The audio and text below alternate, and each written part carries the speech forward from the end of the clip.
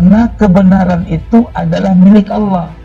Jadi kalau dia mempertahankan kesalahan untuk terus dianggap benar, sehingga dia menolak kebenaran orang lain, itulah adalah orang yang bodoh, yang mempunyai jiwa iblis. Karena bukan Allah pada dirinya, tetapi dirinya supaya dianggap ulama hebat dan punya kemampuan yang mengalahkan orang lain. Itu sombong namanya. Jelas tidak? Ya kalau kasarnya, berak berdiri aja dia anggap benar, paham ya? Kencing berlari pun dianggap wali. Itu namanya sangat melarang ta'assub. Ya. Jadi ta'assub itu dapat menghilangkan kesadaran iman yang hakiki pada diri seorang hamba. Sehingga dengan ta'assub orang berani mengatakan laknat, dajjal, kafir kau. Nah, kan? Padahal ungkapan-ungkapan itu dapat menjerumuskan orang yang mengucapkan itu adalah kafir pada dirinya sendiri.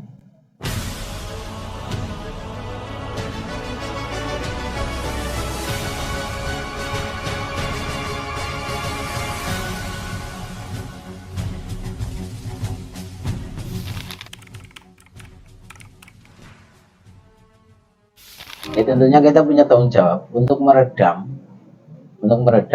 walaupun itu mungkin gejolak yang mungkin sulit untuk diredam, tapi dengan paling tidak kita berusaha dengan nasihat panjenengan untuk para netizen, untuk para muhibin kedua belah pihak, monggo untuk disampaikan. Ya nasihat saya gini, orang dalam menyikapi sesuatu itu kan dengan nalar dia. Ya kita tidak bisa menembus untuk memberi perubahan kepada mereka yang berpikir yang tidak objektif, ya, yang berpikir dengan nalar dia sulit, ya.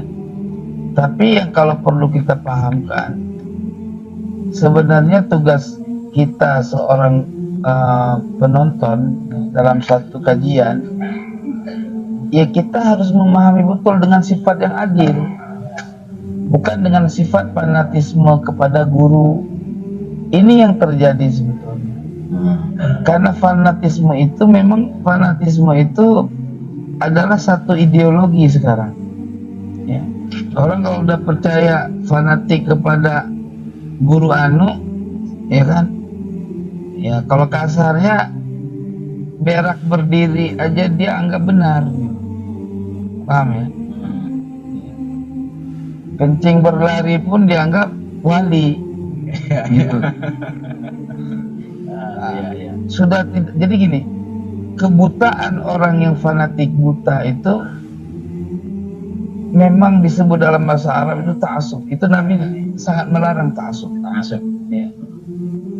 Jadi ta'assub itu dapat menghilangkan kesadaran iman yang hakiki pada diri seorang hamba. Sehingga dengan ta'assub orang berani mengatakan laknat, dajjal, kafir kau. Nah, kan? Padahal ungkapan-ungkapan itu dapat menjerumuskan orang yang mengucapkan itu adalah kafir pada dirinya sendiri. Bisa menjerumuskan dia ke jurang kekafiran itu sendiri, karena ucapannya. Gitu. Terus bagaimana? Monggo lanjutkan. Ya kita harus hati-hati dengan ucapan kita. Makanya seharusnya dalam setiap apapun yang terjadi dalam diskusi, menonton apa gitu kan, menanggapi siapapun, ada orang misalkan ditangkap berzina, ya kan, subjektif kita memandangin dia pembuat maksiat, ya, wanita fadhilah, ya. Tetapi kita tidak mengetahui apa yang membuat dia menjadi demikian. Maka seharusnya ketika kita melihat orang-orang seperti itu, walaupun kita nggak suka dengan perbuatan itu, ya, setidaknya kita doakan, ya Allah, wanita dari umat kekasihmu Nabi Muhammad ini sudah terjerumus ke dalam limbah kemaksiatan, ya Allah. Berikanlah hidayah kepadanya, ya Allah. Kita doakan seperti itu, ya. Jangan malah kita menghardiknya, karena ketika kita menghardik seseorang yang harusnya dia dapat hidayah untuk bertobat, boleh jadi dia nggak akan dapatkan, kita nggak menjadi asbab hidayah baginya, gitu. Nah makanya kalau orang yang punya sifat bijaksana, dia akan berpikir dengan pemikiran yang husnudzan, gitu. Dalam setiap diskusi, ketika lawan diskusi itu kalah, bukan berarti orang yang kalah itu bodoh. Harus paham itu. Iya. Kekalahan dalam diskusi itu adalah kebenaran bagi orang itu bahwa dia adalah orang yang taslim. Orang yang taslim dalam kesalahan yang tadinya dia pahami benar, itu adalah kekasihannya Allah. Misalkan gini, kita berdebat satu masalah. Menurut Anda ada haram, kepiting lah. Menurut sampean kepiting itu makruh,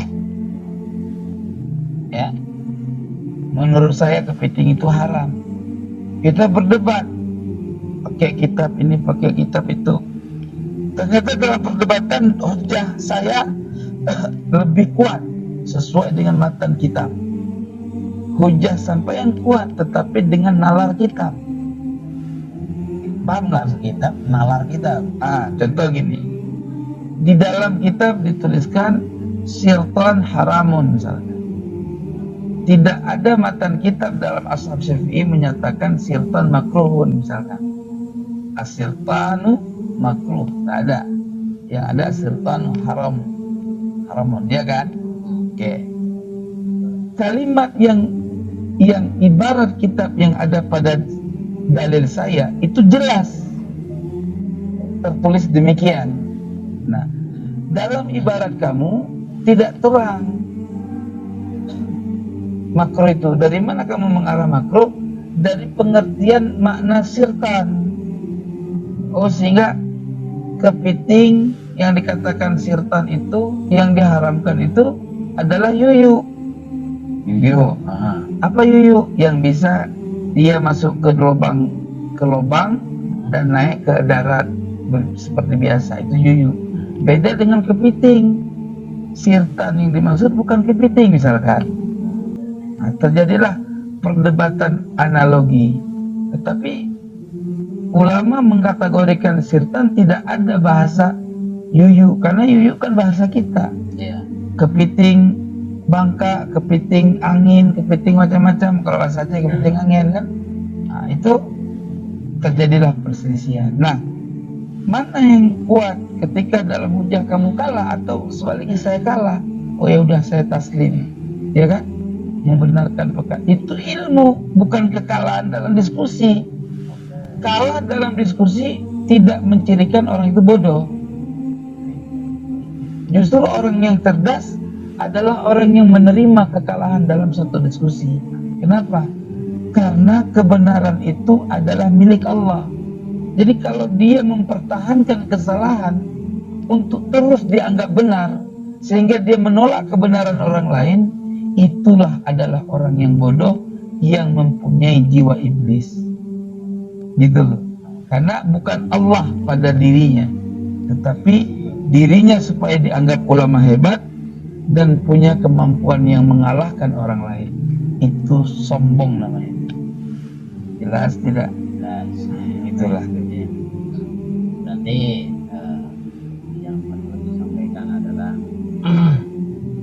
tentunya kepada sedulur-sedulur kita semua, Nusantara yang mungkin nanti bisa menemukan